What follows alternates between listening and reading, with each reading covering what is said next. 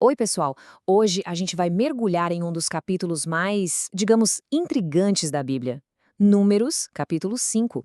Ele está cheio de leis que, à primeira vista, podem soar bem estranhas, até desconfortáveis para nós hoje. Fala sobre pureza, restituição e um ritual de ciúmes bem diferente. E aí, né? A gente lê isso e a pergunta que fica é o que a gente faz com um texto assim? Como é que se encontra sentido em regras que parecem tão distantes da nossa realidade? Será que tem alguma coisa aqui pra gente hoje? E a resposta é: com certeza tem.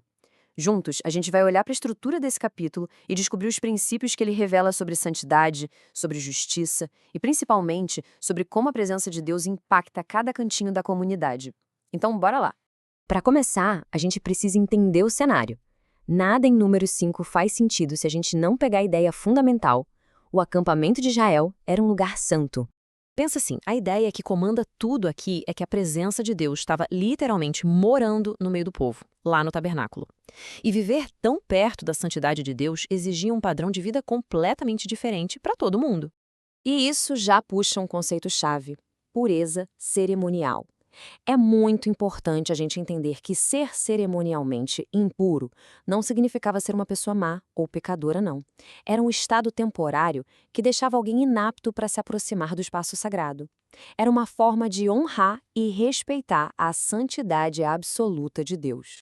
Com esse pano de fundo, a primeira seção do capítulo trata exatamente disso: das leis para manter essa pureza e proteger o espaço sagrado onde Deus habitava. O texto lista 3 grupos de pessoas que precisavam ser temporariamente separadas do acampamento. E todas elas tinham algo em comum. Simbolizavam a mortalidade, o decaimento, que é o exato oposto da santidade e da vida que vinham da presença de Deus. O comando é bem direto. Mas, de novo, isso não era uma punição, era uma medida de proteção. O objetivo era preservar a pureza do lugar onde Deus estava habitando, bem ali, no meio do seu povo. E o mais interessante é a gente comparar a motivação por trás disso. Os povos vizinhos também tinham regras de pureza, só que eles associavam isso a demônios, a magia. Para Israel, a razão era totalmente teológica. Era uma questão de respeito pela presença do Deus Santo. Ok, vamos para a segunda parte. O capítulo agora sai da pureza cerimonial e entra na pureza dos relacionamentos. O que acontece quando alguém prejudica outra pessoa dentro da comunidade? E aqui está o pulo do gato.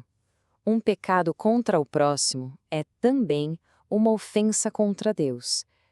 A santidade da comunidade não era só sobre rituais, era sobre como as pessoas se tratavam. Não dá para separar nossa relação com Deus da nossa relação com os outros. E a lei exigia bem mais que um simples desculpa, sabe? A pessoa que errou tinha que confessar, devolver o valor total do que foi tirado e ainda acrescentar 1/5, ou seja, 20% a mais. Essa espécie de taxa de arrependimento tornava a reconciliação algo concreto, algo que custava, mostrando que a reparação era levada muito a sério. E olha só como esse princípio era importante. Mesmo que a vítima já tivesse morrido e não tivesse nenhum herdeiro para receber, a dívida ainda precisava ser paga. Nesse caso, a restituição ia para o sacerdote. A justiça e a reparação simplesmente não podiam ser ignoradas. Agora a gente chega na parte que, vamos combinar, é a mais estranha e talvez a mais difícil de Número 5. O ritual para uma esposa que era suspeita de adultério pelo marido, mesmo que não houvesse nenhuma prova. O processo era todo cheio de simbolismo. O marido levava a esposa ao sacerdote, que preparava uma bebida com água e um pouco de pó do chão sagrado do tabernáculo. Aí ele escrevia as maldições, as consequências do juramento, num rolo, lavava essa tinta na água e a mulher bebia essa mistura, que, por si só, não tinha veneno nenhum. O resultado não vinha da água, vinha do julgamento de Deus. Se ele a julgasse culpada, uma consequência física, simbólica, de infertilidade aconteceria. Se ela fosse inocente, nada acontecia. Pelo contrário, ela era publicamente inocentada e sua capacidade de ter filhos era reafirmada. E aqui está o ponto mais importante de todos. Por mais estranho que o ritual pareça para a gente hoje, ele não era magia. Era um apelo direto para que Deus julgasse uma situação que não tinha testemunhas humanas. Na prática, isso funcionava como uma proteção legal para a mulher, impedindo que um marido ciumoso a punisse ou que a comunidade a atacasse com base só em suspeita. Certo. Então, como é que essas três áreas, pureza física, justiça entre as pessoas e fidelidade no casamento, se conectam com a nossa vida hoje? Vamos ligar os pontos e ver os princípios que ficam. Aquela preocupação com a pureza do acampamento físico, ela encontra um paralelo direto na preocupação com a pureza espiritual e moral da igreja. O apóstolo Paulo usa a mesmíssima lógica quando diz que um pecado que não é tratado contamina e afeta toda a comunidade da fé. O princípio da restituição também continua super vivo. O arrependimento de verdade não é só um sentimento, ele produz ações visíveis. Zaqueu, quando encontra Jesus, não só se arrepende, mas ele se compromete a consertar o estrago que fez, indo muito além do que a lei pedia. E, finalmente, aquele julgamento de um pecado que estava escondido, isso nos aponta direto para Jesus. Lembra do episódio da mulher pega em adultério? Ele não usa nenhum ritual. Ele, que conhece o coração de todo mundo, se torna o juiz final. Mas ele oferece graça e um caminho para a restauração, não a condenação. Então, resumindo, o que a gente tira de número 5?